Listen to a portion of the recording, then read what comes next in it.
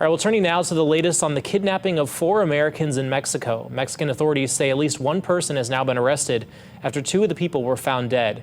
ABC's Melissa Adan has more on the search continues for the other suspects involved. 2 Americans found alive are now back safe in the U.S. after a chilling kidnapping at gunpoint in Matamoros, the Mexican border city of Brownsville, Texas. At least one of the survivors is seen in the back of that pickup truck. 2 other Americans were killed. Authorities identifying the Americans as Lativia Tay McGee, Shahid Woodard, Zindell Brown, and Eric Williams. This is the moment the 2 surviving victims made it back to U.S. soil, awaiting an ambulance.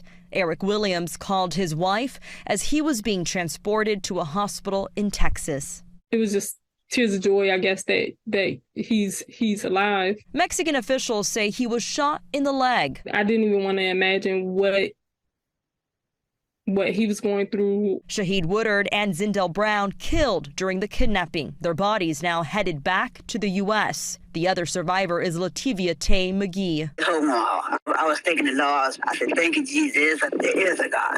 According to her family, McGee traveled with the others from Lake City, South Carolina to Mexico to get cosmetic surgery. When the 4 crossed into Matamoros on Friday, her family says armed gunmen in body armor chased them, opening fire on their white minivan.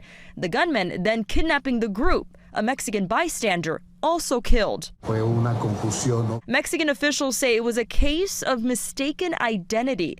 A source close to the investigation telling ABC News that investigators believe the gunmen may have targeted the vehicle because they wrongly believed the group of Americans were rival human traffickers.